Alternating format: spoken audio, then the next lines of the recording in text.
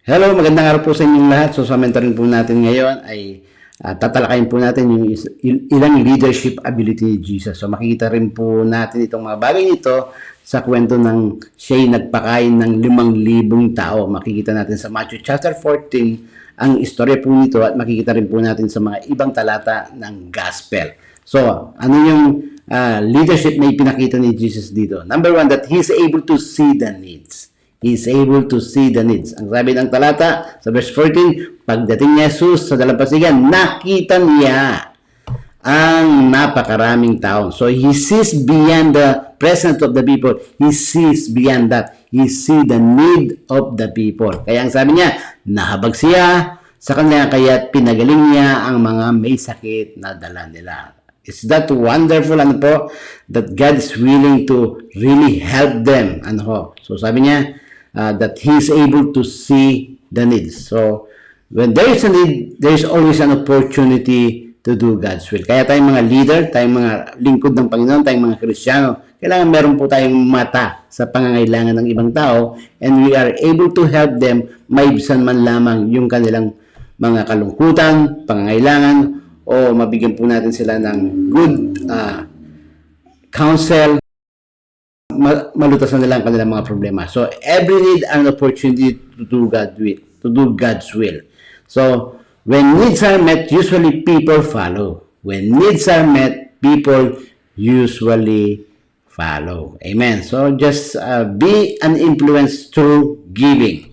And then, number two, na quality na makikita po natin as a leader, that he is so compassionate. He is compassionate. So, yung compassion po niya ay pinakita niya sa pamamagitan ng kanyang buhay o ng kanyang paggawa.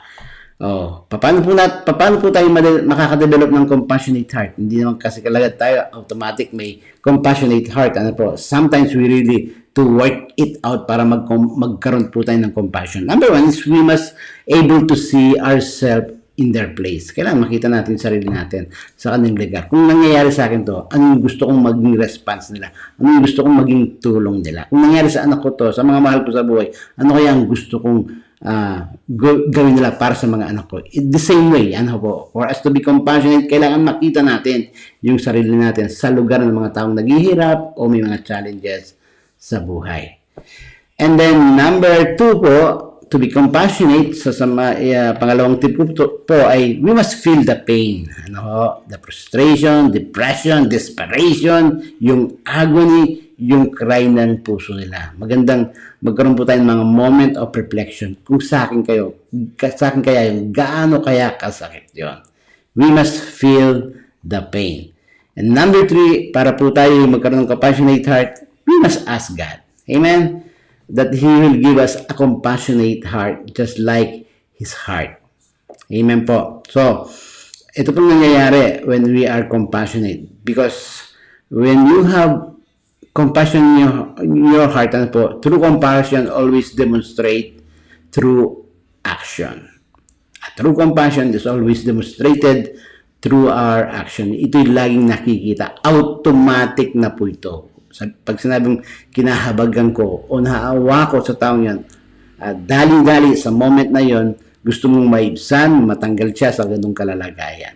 Amen? And number two is what happened when we are compassionate? Compassion in action begets miracle. Ayan. Kapag po tayo ay may compassion at talagang ginagawa po natin ito, nagre-response po tayo, laging nagkakaroon ng milagro. Kaya nga ang sabi ng salita ng Diyos, the same verse, pagdating ni Jesus sa dalampasigan, nakita niya ang mga napakaraming taong yun, nahabag siya sa kanila, kaya pinagaling, nagkaroon ng milagro. Ang lahat ng mga may sakit na dala nila. So number 3 po, makikita po natin that He fed those who follow Him. Ibig sabihin, He provided sa kanilang mga pangangailangan. Di ba? Sabi ng salita ng Diyos sa verse 16 ng chapter 14 ng Matthew, hindi na sila kailangan umalis. Kasi sabi ng mga disciple, paalisin niyo sila, Panginoon, para makauwi na sila dahil walang tayong mabibiling pagkain dito. So sabi ng Panginoon, hindi na sila kailangang umalis. Kayo ang magpakain sa kanila. So dito, it pertains na si God mismo ang gagawa ng kaparaanan para ma-feed po yung more than 5,000 people. So, whoever follow Jesus, tandaan niyo po, hindi po tayo magkukulanganan po. So, makikita po natin sa prinsipyong ito, ayaw niyang paunuin ng mga tao na gutom. Siya mismo gusto niyang i-provide. Talagang ganun din po ang Panginoon sa atin. Ano po? Kaya yung paglilingkod po natin ay hindi po sayang. Actually, God can provide strength, ability, wisdom, ano po, and He can provide opportunity, favor sa ating mga buhay as we follow God. Hope natuto po kayo sa ating maikling mentoring sa araw nito. God bless you all.